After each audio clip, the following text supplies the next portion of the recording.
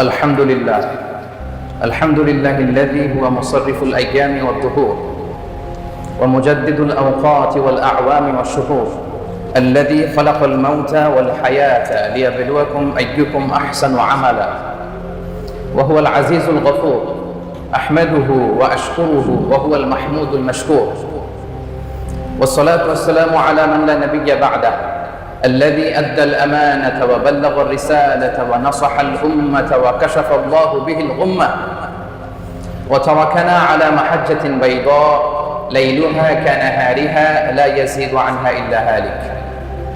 يا أيها الذين آمنوا اتقوا الله حق تقاته ولا تموتن إلا وأنتم مسلمون. يا أيها الناس اتقوا ربكم الذي خلقكم من نفس واحدة وخلق منها زوجها وبث منهما رجالا كثيرا ونساء واتقوا الله الذي تساءلون به والأرحام إن الله كان عليكم رقيبا. يا أيها الذين آمنوا اتقوا الله وقولوا قولا سديدا يصلح لكم أعمالكم ويغفر لكم ذنوبكم ومن يطع الله ورسوله فقد فاز فوزا عظيما. ألا فإن أصدق الحديث كتاب الله وخير الهدي هدي محمد صلى الله عليه وسلم وشر الأمور محدثاتها وكل محدثة بدعة وكل بدعة ضلالة وكل ضلالة في النار. فيا أحبة الكرام أوصيكم ونفسي بتقوى الله فقد فاز المتقون. All praises to Allah subhanahu wa ta'ala, the most gracious, the most merciful, and He's the first, nothing is before Him, and He's the last, nothing is after Him, and He's the most high, nothing is above Him, and He's the most near, nothing is nearer than Him, and He's the all-knower of everything, infinitely able, absolutely absolute, and the master of mankind, Dhul Jalali wal Ikram. Our sincere greetings and salutations and much love to our beloved Prophet Muhammad sallallahu alayhi wa sallam. Allah subhanahu wa ta'ala stated in the Holy Quran, وَإِذَا سَأَلَكَ عِبَادِي عَنِّي فَإِنِّي قَرِيبٌ أُجِيبُ دَعْوَةَ الدَّاعِ إِذَا دَعَانِ فَلْيَسْتَجِيبُوا لِي وَلْيُؤْمِنُوا بِي لَعَلَّهُمْ يَرْشُدُونَ. When my servants ask you about me, O the messenger, then tell them, indeed I am near, فَإِنِّي قَرِيبٌ, and I respond to the call of one when they call to me, when they pray to me. In another verse, Allah subhanahu wa ta'ala says, وَقَالَ رَبُّكُمُ ادْعُونِي أَسْتَجِبْ لَكُمْ. Your Lord has proclaimed, call upon me, I'll respond to you. In these two Quranic verses, dear brothers and sisters, Allah subhanahu wa ta'ala promised us to accept our dua. It's a promise, it's a commitment from Allah subhanahu wa ta'ala that if we call Him, He will respond to us. Dua, it's a private conversation with Allah subhanahu wa ta'ala, our Creator, our Lord, our Master. And dua is the essence of ibadah. Our beloved Prophet said, ad-du'a'u mukhul ibadah. Dua is the form of worship. And believe it or not, dua is the most powerful weapon of believers. Dua is like a missile, dear brothers and sisters. Dua is like a ballistic missile. The way a missile reaches its target, if your dua comes out of your heart full of sincerity, solemnity and submission, also reaches its target. And Allah subhanahu wa ta'ala likes the servant who always asks Allah subhanahu wa ta'ala again and again, repeatedly and continuously. The Messenger of Allah says, Man lam yas'alillaha yaghdab alayh. Indeed, who doesn't ask Allah subhanahu wa ta'ala, Allah gets angry with him. Allahu Akbar. Dear brothers and sisters, this is totally contrast and opposite of this dunya. Here in this dunya, if we ask anything to anybody again and again, continuously and repeatedly, he never likes it. He feels disturbance. He gets annoyed. How compassionate Lord we have and how lucky we are. Our Lord, Allah subhanahu wa ta'ala likes to see we are requesting Him. Our Lord, Allah subhanahu wa ta'ala likes to see we are crying to Him. Our Lord, Allah subhanahu wa ta'ala likes to see we are making dua to Him. Many people, dear brothers and sisters, they think and question about dua, that is it really that powerful? Dear brothers and sisters, never underestimate the power of dua. Dua is so much so powerful that it can change your qadar. It can change your destiny. We all know and believe that everything is pre-written. But keep in your mind, by supplication, by making dua to Allah, it could be rewritten. Dua has the ability to change one's destiny. Our beloved Prophet said, لا يرد القضاء إلا الدعاء ولا يزيد في العمر إلا البر. Nothing turns back the divine decree except supplication, and nothing increases the lifespan except righteousness. And our dua should be full of sincerity and emotion. Some of us, they make dua, but their dua is like robotic dua. Why I call it robotic dua? Because no emotion, no sincerity in their dua. They're making dua to Allah, but their heart is careless, inattentive. Wal-iyadhu billah. You see their hands are like this. They raised up their hand in front of Allah subhanahu wa ta'ala, but they're inattentive. Their hands are like that, but they're thinking maybe which country will win the next FIFA World Cup.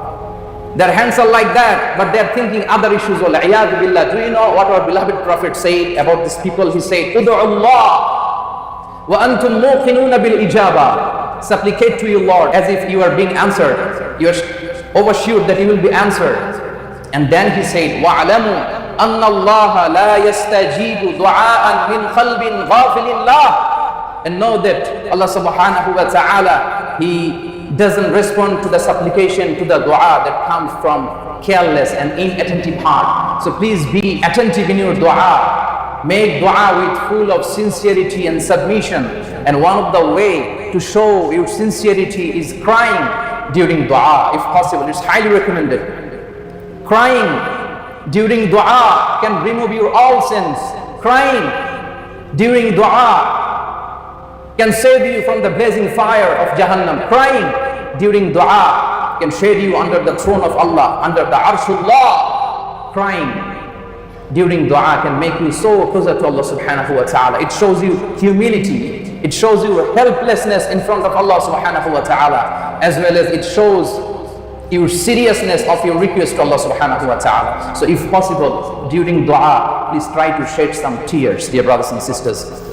And be always hopeful, never be frustrated, dear brothers and sisters. Never be disappointed. Why you are so disappointed? Why you are hopeless? Just keep in your mind, even the dua of shaitan was not rejected. Do you know what was the dua of shaitan? The dua of shaitan was, he said, قَالَ رَبِّ أَنذِرْنِي إِلَى يَوْمِ يُبْعَثُونَ. The dua of shaitan was like this. He said, Oh Allah, grant me respite.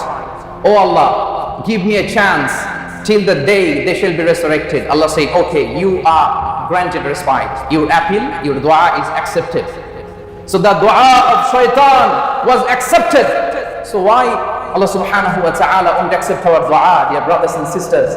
He's our Lord. You and me, the servant of Allah. Every day, in every single prayer, we recite, Iyyaka na'bud wa iyyaka nasta'in. Oh Allah, we only worship you. Oh Allah, we only seek guidance. We only seek help and assistance from you. So why He won't accept our dua if He accepts dua of shaitan? So never be hopeless in your dua, dear brothers and sisters.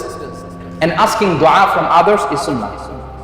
Ask dua from your parents, from righteous people. The companions of the Prophet sallallahu alaihi wasallam, they used to ask dua from Prophet. It's narrated by Anas ibn Malik radiallahu ta'ala anhu. He said that his mother Sulaim came to the Messenger of Allah and said, Oh, the Messenger of Allah, khadimuka Anas, ud'u Allah, your small servant Anas, please make dua for him. Then Prophet ﷺ said, Allahumma akthir malahu wa waladahu wa barik lahu fima a'tayta. Oh Allah, increase his wealth, his offspring, and bless for him whatever you give him.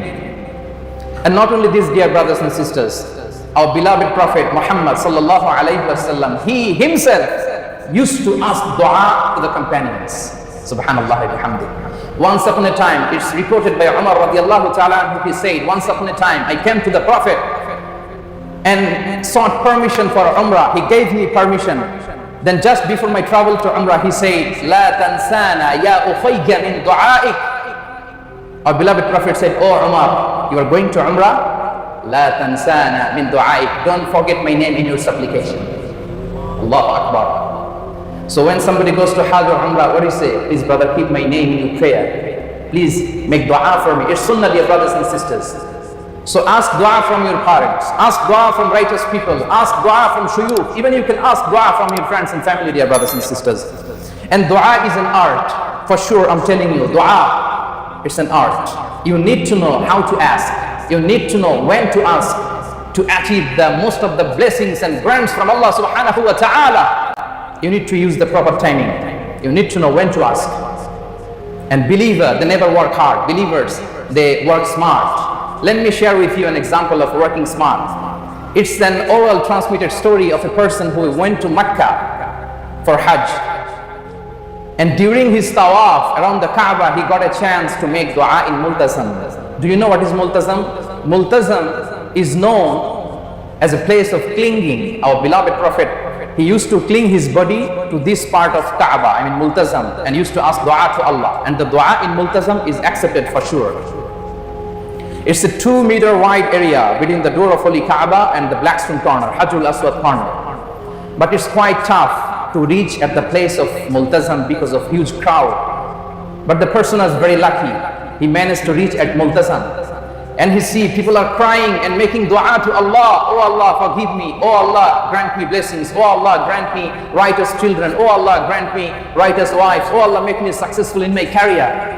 So it was quite tough for him to stay in the place because huge crowd. So he's thinking, what dua should I ask to Allah subhanahu wa ta'ala? Just see how he make dua very smartly. He just cling his body to the multazam and made a single dua. He said, oh Allah, accept all my righteous du'as I made in my past, and all my du'as I'll make in my future. That's it, khalas. Allahu Akbar. This is the example of working smart, dear brothers and sisters. So you need to know how to make dua, when to make dua, to use the best time for making dua, dear brothers and sisters. And finally, since we don't have enough time and the examination is going on, so I'm instructed to deliver a very short khutbah. So my concluding remarks in today's khutbah regarding dua, that if your du'as are not answered immediately, don't be hopeless.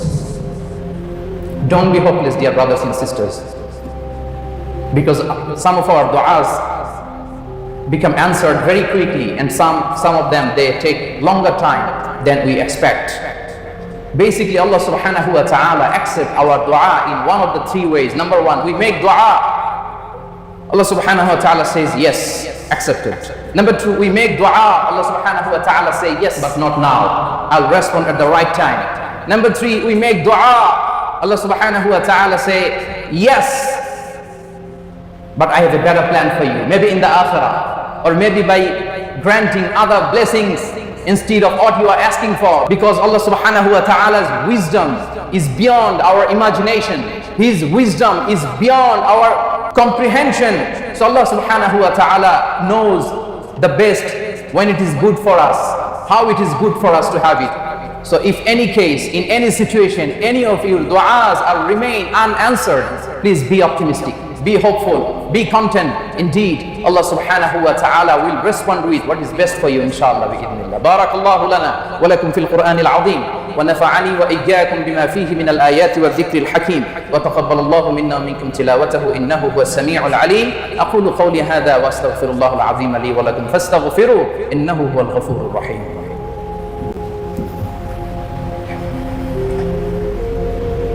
الحمد لله نحمده ونستعينه ونستغفره ونؤمن به ونتوكل عليه ونعوذ بالله من شرور أنفسنا ومن سيئات أعمالنا. من يهده الله فلا مضل له ومن يضلل فلا هادي له. ونشهد أن لا إله إلا الله وحده لا شريك له.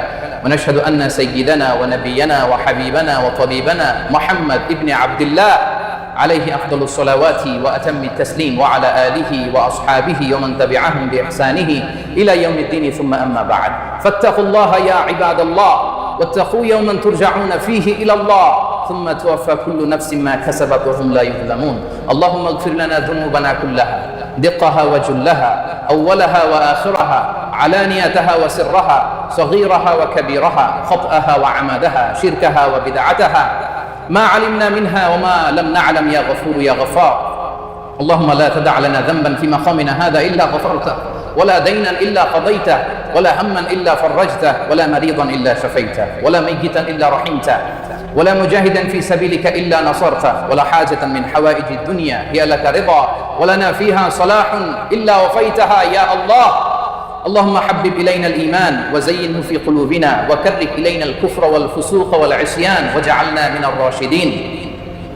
اللهم انصر من نصر الدين واخذل من خذل الدين. اللهم أعز الإسلام والمسلمين. اللهم من أراد بالإسلام والمسلمين خيرا فوفقه كل خير، ومن أراد بالإسلام والمسلمين سوءا فاجعل كيده في نحره. اللهم اهدي ووفق ملك هذا البلد بما تحب وترضى. اللهم اجعل هذا البلد آمنا مطمئنا سخاء رخاء وسائر بلاد. اللهم بارك لنا في رجب وشعبان وبلغنا رمضان. اللهم إنا نعوذ بك من البرص والجنون والجذام ومن سيء الأسقام. ربنا آتنا في الدنيا حسنة وفي الآخرة حسنة وقنا عذاب النار. عباد الله رحمكم الله، إن الله يأمر بالعدل والإحسان وإيتاء ذي القربى وينهى عن الفحشاء والمنكر والبغي يعظكم لعلكم تذكرون. اذكروا الله يذكركم وادعوه يستجب لكم ولذكر الله أكبر والله يعلم ما تصنعون.